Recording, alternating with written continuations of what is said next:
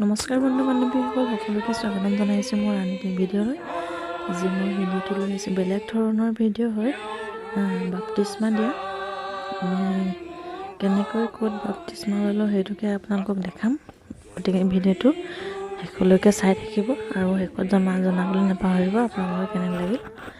যদি ভাল পায় লাইক শ্বেয়াৰ কমেণ্ট কৰিবলৈতো নাপাহৰিবই। গতিকে ভিডিঅ'টো শেষলৈকে চাই থাকিব। বাপ্তিস্মা লৈছিলোঁ আমি 2020 চনতে লৈছিলোঁ, ডিচেম্বৰ মাহত কাৰ্বি আংলঙত লৈছিলোঁ, ধনশিৰি নদীত। গতিকে অলপমান ভিডিঅ' কৰি ৰাখিছিলে ভাইটিয়ে, ভাবিলোঁ আপোনালোকক দেখাওঁ। ভিডিঅ'টো শেষলৈকে চাই থাকিব। তাত ভয় কৰিব লগা একো নাই, কিন্তু পানীত ঠাণ্ডা পূৰা আৰু ডুব মৰাই দিয়ে সিমানেই, বেছি একো নাই।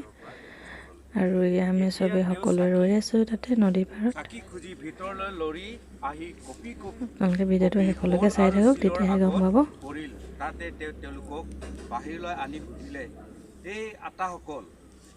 আমি লৈছিলোঁ 7জনে, ভাইটি 2জন আৰু আমি আছিলোঁ ছোৱালী 5জনী। প্ৰভু যীশুত বিশ্বাস কৰা, তেহে তুমি আৰু তোমাৰ ঘৰৰ সকলোৱে পৰিত্ৰাণ পাবা। পাছে তেওঁক আৰু তেওঁৰে এয়া হৈছে বাপ্তিস্মা লোৱা যিচু খ্ৰীষ্টান ধৰ্ম কেনেদৰে লয়, সেয়াই হয়। বাপ্তিস্মা ল'লেহে খ্ৰীষ্টান ধৰ্মত সোমোৱা হয়। আপোনালোকে ভিডিঅ'টো চাই থাকিব, সকলো গম পাব। বাপ্তেজিত হ'ল ইয়ালৈকে পাঠ কৰি দিলোঁ। শুনোতা প্ৰতিজনলৈ ঈশ্বৰে অনুগ্ৰহ আশীৰ্বাদ কৰক। বিশেষকৈ আজিৰ প্ৰভু গ্ৰহণ কৰিবলৈ ইচ্ছা কৰা প্ৰতিজন সন্তানক ধন্যবাদ দিছোঁ। তেওঁলোকে এই বাক্যৰ যোগেদি তেওঁলোকৰ জীৱনলৈ ফলৱান হওক, ঈশ্বৰৰ আশীৰ্বাদ অনুগ্ৰহ দান কৰক। ইয়াত এনেকৈ বিশেষকৈ আলোচনা নকৰিম, এই সকলোৰ ওপৰত ভিত্তি কৰি নেক্সট প্ৰগ্ৰামত আমি আলোচনা কৰিম।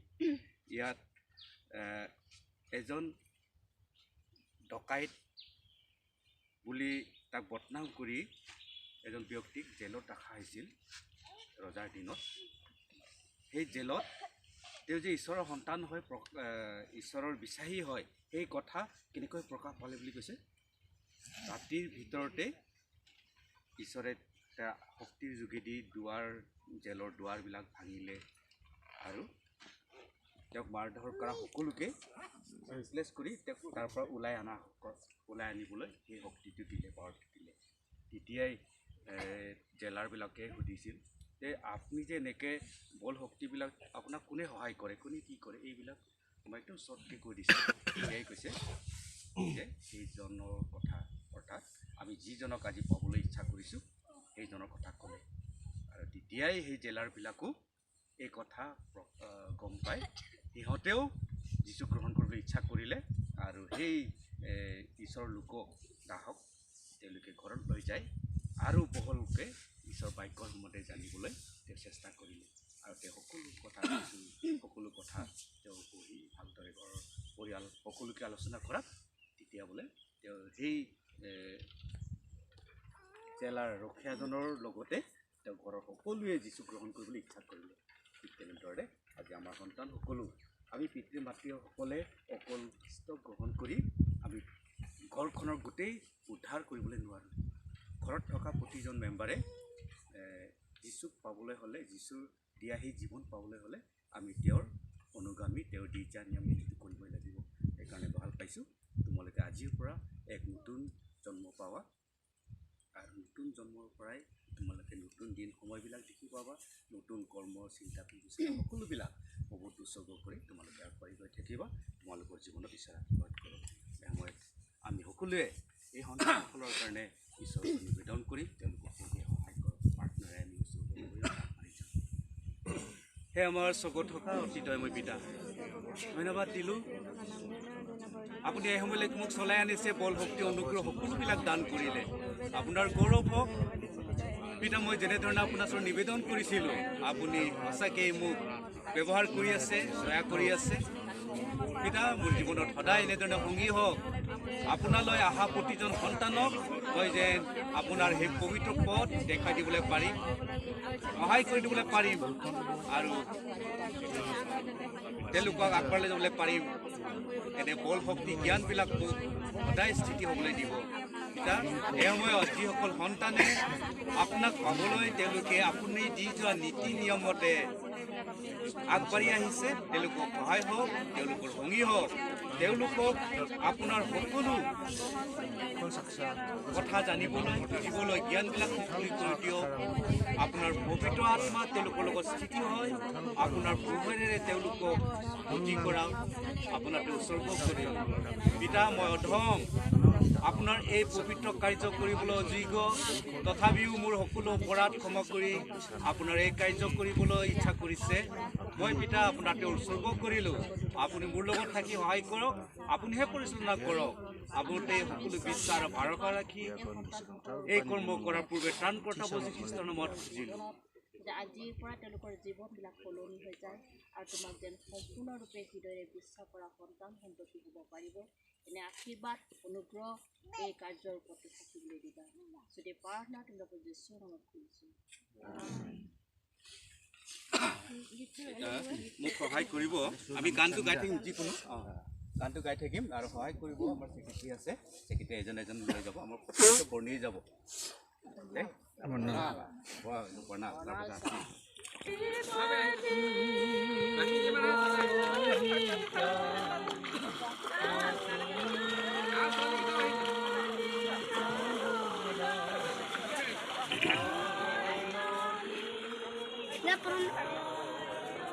निकल जाम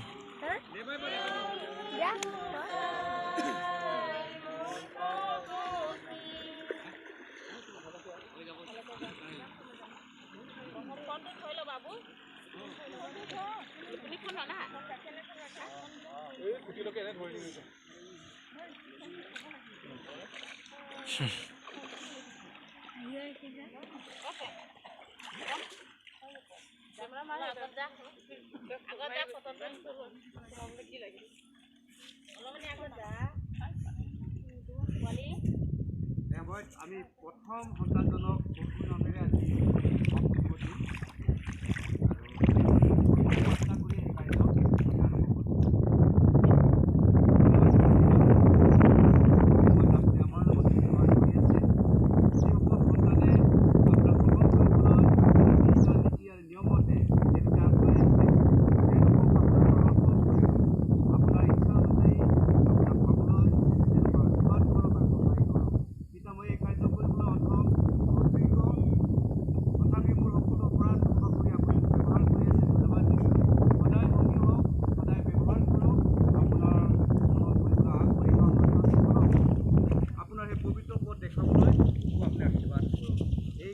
কৰাৰ পূৰ্বে ত্ৰাণকৰ্তা যীশু খ্ৰীষ্টৰ নামত আমেন। আমি গানটো গাই থাকি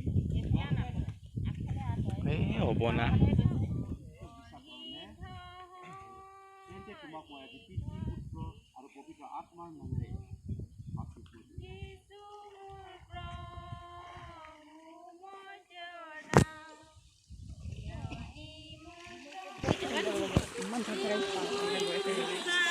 চিন্তা ল'ব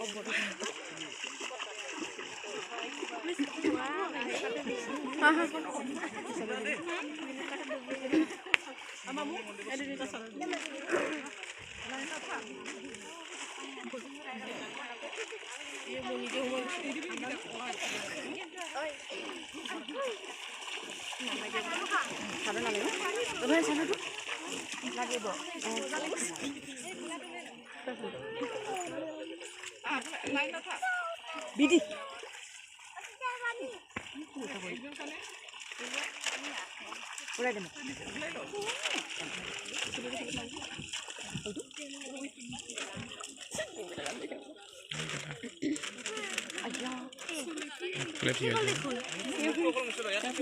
Boleh dia aja.